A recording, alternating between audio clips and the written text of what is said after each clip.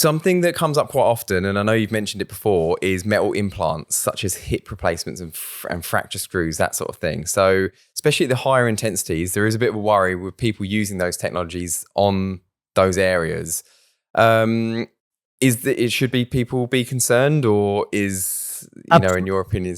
Absolutely not if they have an implant which is over the last 30, 40 years, because the implants are always used a non-ferromagnetic material or material which cannot be magnetized. What is the concern? The concern is that the increase in temperature of the implant is being caused by electromagnetic induction by PEMF. Now, first of all, the PEMF pulses are sufficiently short in order not to induce temperature increase. Yes, you increase the temperature in old-fashioned non-ferromagnetic materials, but they are not used anymore at this time.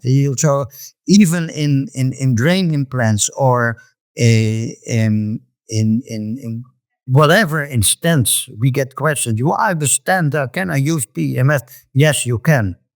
Where you cannot use PEMF, as it is a contraindication, might be electronic implants, like implanted defibrillators or pacemakers or these kind of infusion pumps. Then we say, okay, you can use it on your feet, far away from the device.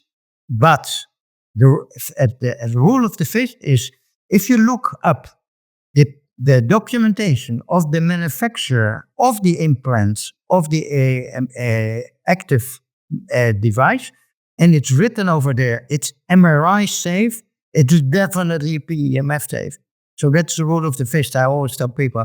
But yes, there is no concern. Any implant you get for the last 20, 30 years, you can use PEMF, no problem.